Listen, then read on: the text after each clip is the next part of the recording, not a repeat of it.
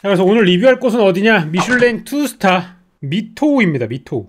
여기도 이제 투스타기 때문에 잔뜩 적어왔어요.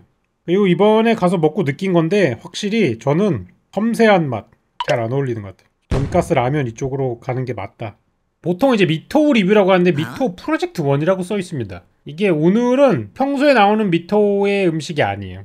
사실 저는 미토우의 일반 메뉴를 모릅니다.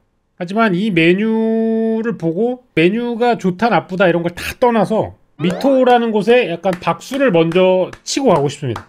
제가 만약에 미토우의 요리사라면 이거 못해요. 도전정신과 향상심 이런 게 없으면 하지 못할 일이기 때문에 굉장히 멋진 분들이라는 걸 다시 한번 알게 되었다. 위치는 이렇게 됩니다. 비싼 동네죠. 여기는 룸이에요. 룸인데 다이처럼 돼 있습니다. 가림막 있잖아요. 가림막으로 가면은 여러분들이 일반적으로 볼 수 있는 그 스시다이 같은 곳 있죠? 이런 곳이 있어요. 큰 곳은 한 8명이 앉고요. 4인이 앉을 수 있어요. 4인에서 5인 정도. 기본 세팅은 이렇게 돼 있습니다. 그냥 뭐 정갈한 세팅.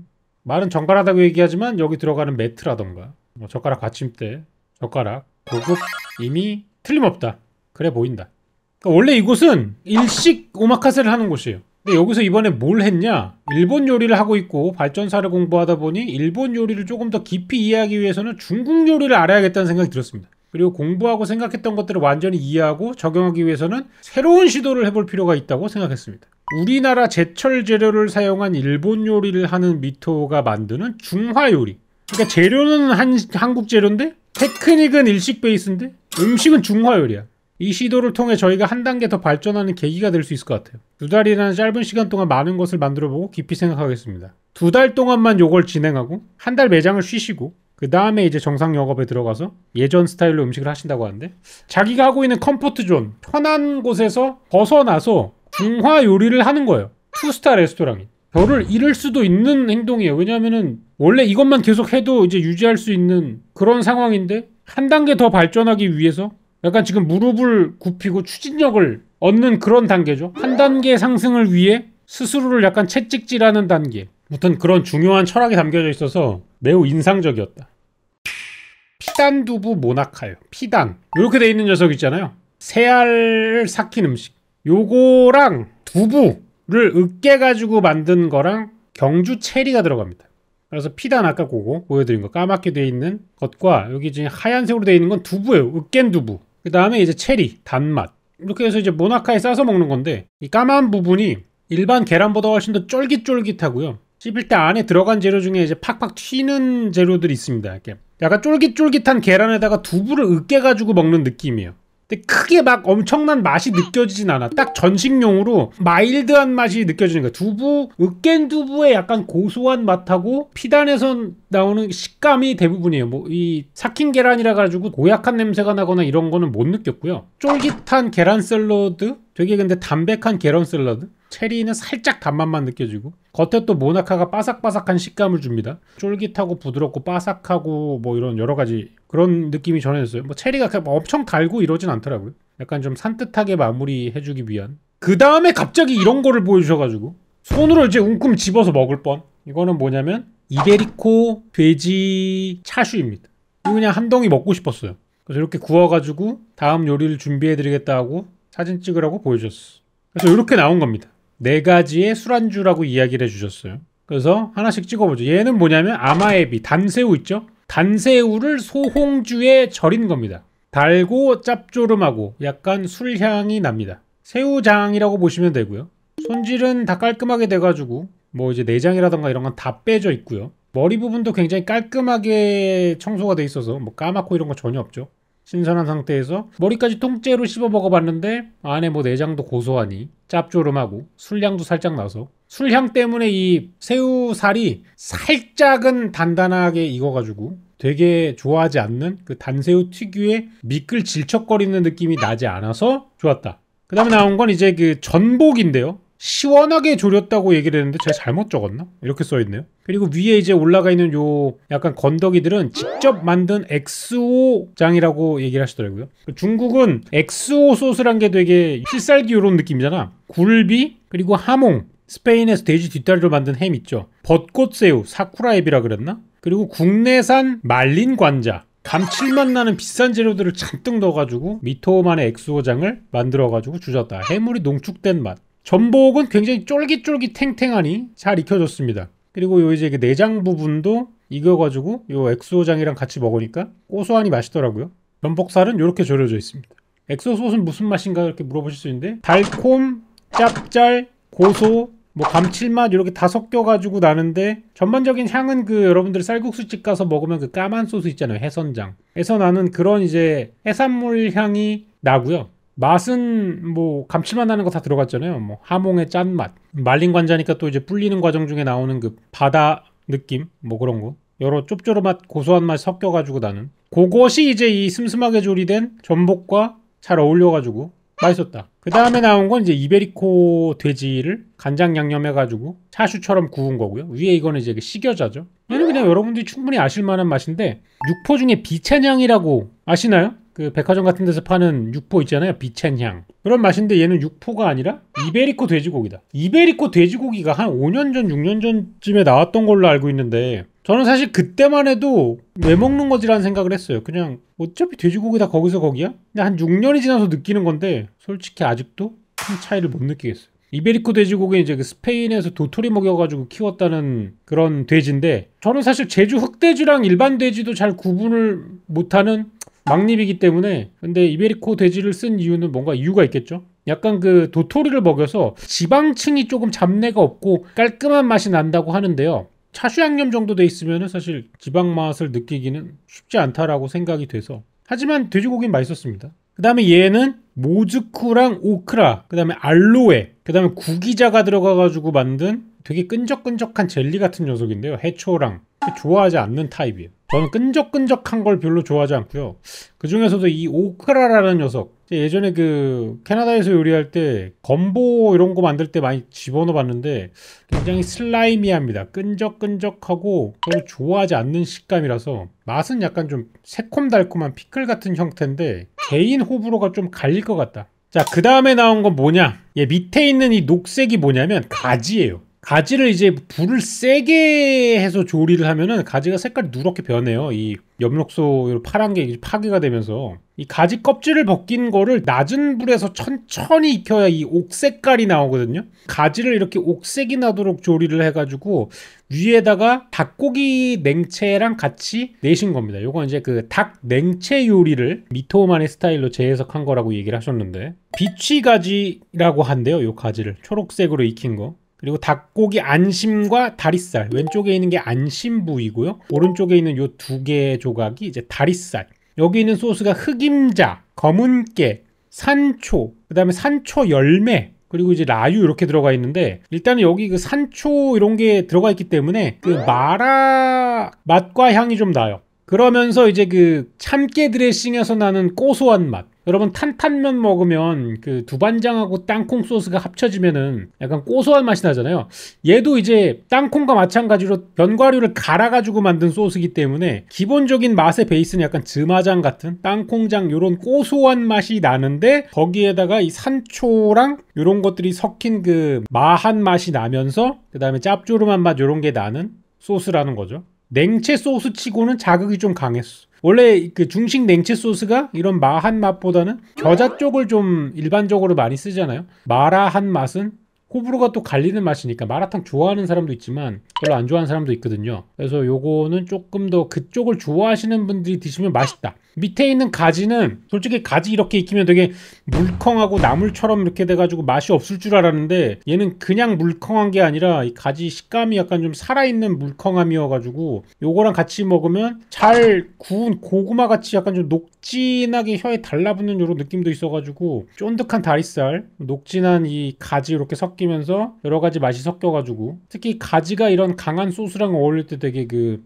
포용력이 좋거든요. 그래서 감싸줍니다. 맛이 좋았어요. 요거는 좋아했던 요리 중에 하나입니다. 자, 그리고 이 녀석은 회 요리인데 보통 이제 중국이 회를 잘 안 먹을 거라고 생각하시는데 이제 광저우에서 먹는 회 요리래요. 설날에 이렇게 가족들이 모였을 때 이런 걸 만들어서 회 무침처럼 섞어서 먹는다고 하더라고요. 여기 들어가 있는 이 주황색 면 같은 건 사실 면이 아니라 동충하초고요. 버섯 있잖아요. 그리고 여기 오른쪽에 있는 이 나초칩 같은 거는 유바. 두부를 만들 때 위에 막 뜨는 거를 건져가지고 말려가지고 이걸 진하게 말려가지고 농축시켜서 먹으면 우리가 마라탕 먹을 때 푸주라 그래가지고 쭈글쭈글해가 두부 맛 나는 그거 있죠. 그거를 막 상태로 튀긴 게 이제 그 유바 튀김. 양파, 나머지 채소들, 어린 시소잎 해가지고 부벼 먹는 거예요.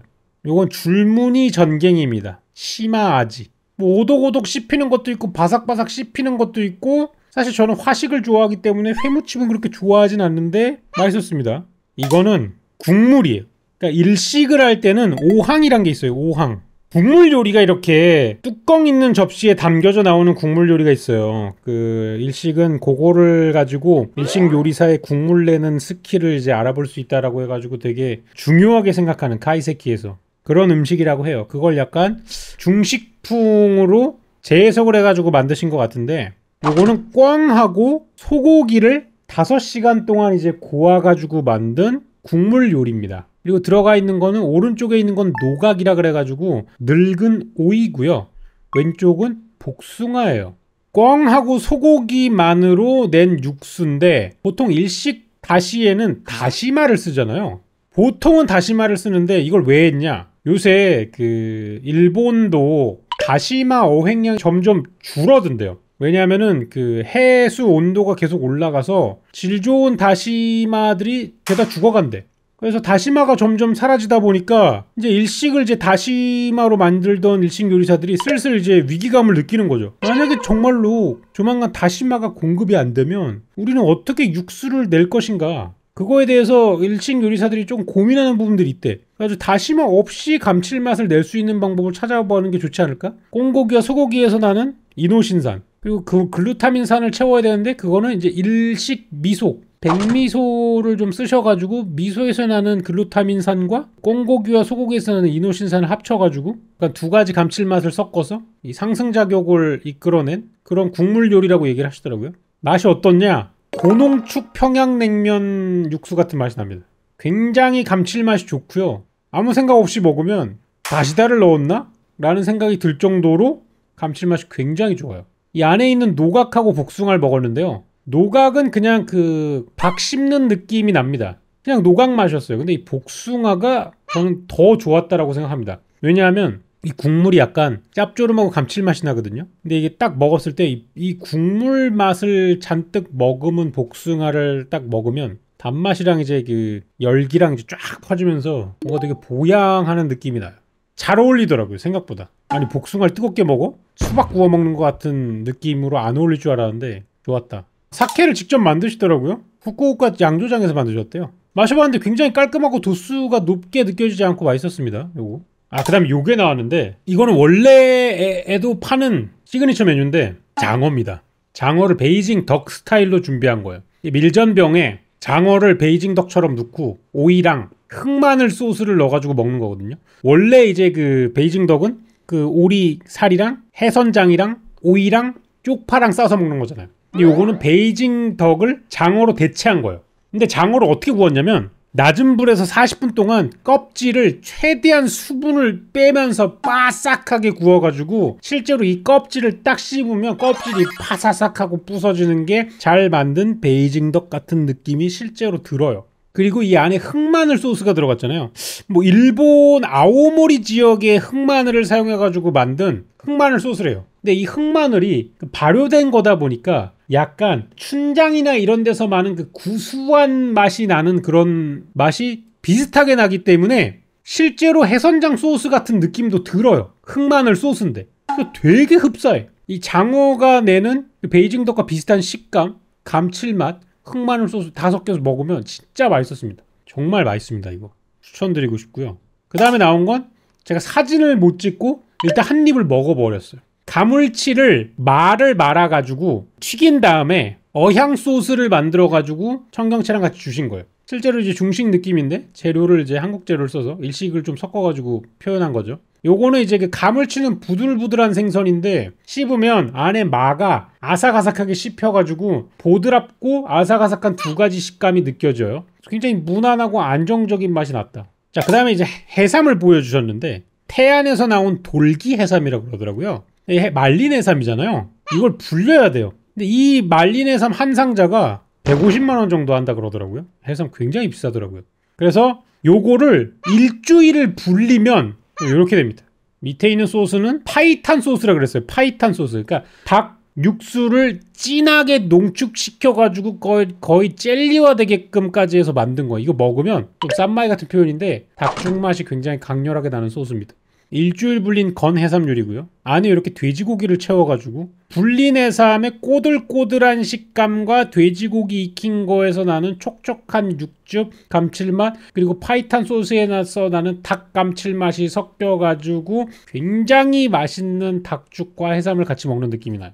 이게 문제예요. 이게 닭죽이 너무 이제 그 직관적인 맛이기 때문에 이렇게밖에 설명을 할 수가 없는데 진짜 그런 맛이 납니다. 그 다음에는 이제 그 밥 지은 거를 보여주셨는데 삼광쌀로 만든 밥을 하고 솥에다가 이렇게 지어가지고 보여주시고 밥이랑 같이 마파두부를 주셨어요. 화자오, 산초, 라유, 마파두부, 소스 전부 다 이제 그 매장에서 만든 걸로 사용을 하시고 완전 옛날 중식 마파두부는 거의 그냥 칠리두부에 가까웠거든요. 근데 마라탕이 흥행하고 난 다음부터는 요새 중식에서 나오는 마파두부도 이런 그 얼얼한 향을 조금씩 섞는데 그거보다 조금 더 섞은 느낌? 근데 완전 또 본토 스타일은 또 아닌 그런 느낌입니다. 밥은 굉장히 잘 지어져서 맛있었습니다. 마파두부, 연두부죠. 두부가 부드럽게 보이는 게 위에 이렇게 그 올라간 열매가 맛있었습니다. 생산초 열매인가요 이거? 자, 그리고 제첩 라멘입니다. 제첩 육수를 내서 위에다가 그 엑스오장을 살짝 얹어서 먹는 되게 맑고 시원한 조개 육수에 이 엑스오에서 나는 감칠맛이 살짝 섞인, 저는 조개 육수 라멘을 처음 먹어봤는데요. 맛있었어요. 후식 냉면을 먹는 것 같은 개운한 느낌이 나는 라멘이었다. 그 다음에 얘는 이제 홍콩식 에그타르트인데 여기에 이제 그 집에서 직접 키우시는 나고야 코치인 그 일본 닭 품종이거든요. 그걸로 기른 계란을 넣어가지고 만들었다 그러시더라고요. 근데 에그타르트가 나오기 전에 가키고울이라 그래가지고 일본식 빙수 있죠. 뭐 심플하니 맛있었습니다. 밑에는 코코넛 젤리가 있더라고요. 약간 더블 비앙코를 먹는 느낌이었어요. 이거 물얼음인데 굉장히 부드러웠어요. 옛날 빙수집에서 나오는 그런 서걱서걱한 게 아닌데 되게 눈꽃 빙수처럼 부드러운 얼음이더라고요. 이거 되게 곱게 갈아서 그런지는 모르겠지만 물얼음인데 되게 우유 빙수랑 비슷한 느낌의 부드러운 살살 녹는 그런 느낌이 났습니다. 좋았어요. 이거 에그타르트는 그냥 에그타르트의 맛이었습니다. 이런 음식들을 쭉 먹고 30만 원을 냈던 걸로 기억을 합니다. 가장 맛있었던 음식은 이거였고요. 단연 2개 정도 먹고 싶었어요. 투픽은 뭐였나요? 라고 물어볼 수 있는데 해삼? 맛은 뭐 굉장히 투스타급의 안정적인 맛이 나옵니다. 근데 보시겠지만 굉장히 실험적인 것들이 많이 나와요. 이거를 좋게 드시는 분들이 있고 아니면 원래 스타일을 더 좋아하시는 분들이 있고 그렇겠지만 저는 어쨌든 이 새로운 스타일을 연구하시는 자세, 그리고 어제보다 더 나은 오늘의 음식을 만들기 위해 도전하는 거 굉장히 높게 평가하고요. 뭐 제가 높게 평가한다 그래가지고 뭐가 달라지진 않겠지만 저도 요리를 할 때는 항상 어제보다 나은 조금 더 발전된 음식을 만들자라는 생각으로 하는 게 같이 일하던 셰프의 약간 요리를 생각하는 마음이었기 때문에 괜히 약간 그때 생각이 좀 나고 이랬습니다. 미토였고요. 좋은 식사였습니다.